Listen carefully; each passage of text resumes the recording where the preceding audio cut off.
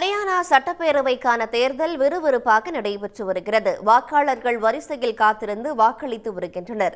90 சட்டமன்ற தொகுதிகளை கொண்ட ஹரியானாவுக்கு இன்று ஒரே கட்டமாக தேர்தல் நடைபெற்று வருகிறது. இதில் மக்கள் நீண்ட வரிசையில் நின்று தங்கள் ஜனநாயக கடமையை ஆற்றி வருகின்றனர்.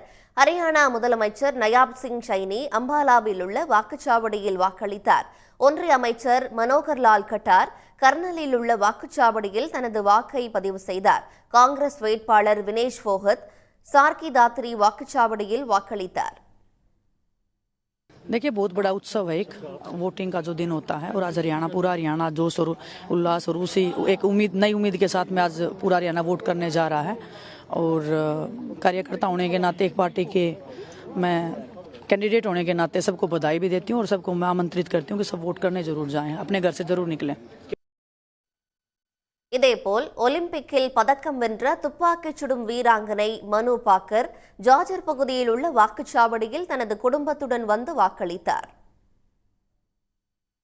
आई थिंक हम सबकी रिस्पॉन्सिबिलिटी बनती है being the youth of this country कि हम सब अपना वोट डालें और जो भी आपकी समझदारी से आपको बेस्ट कैंडिडेट लगता है, बेस्ट लीडर लगता है अपने देश के लिए, आई थिंक हम सबको उसके लिए वोट करना चाहिए बिकॉज हमारे छोटे छोटे स्टेप्स ही हमें बड़ी ऊंचाइयों तक लेके जाएंगे.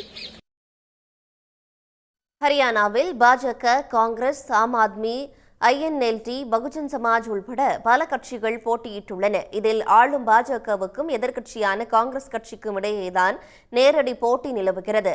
முதலமைச்சர் நயாப் சிங் சைனி, காங்கிரஸ் கட்சியைச் சேர்ந்த பூபீந்தர் சிங், மல்யுத்த வீராங்கனை வினேஷ் फोगत என்று 1031 வேட்பாளர்கள் களத்தில் உள்ளனர். இன்று பதிவாகும் வாக்குகள் வரும் 8ஆம் தேதி எண்ணப்பட்டு முடிவுகள் அறிவிக்கப்பட உள்ளன. உடனுக்குடன் செய்திகளை தெரிந்து கொள்ள சன் நியூஸ் பெல் ஐகானை கிளிக் பண்ணுங்க.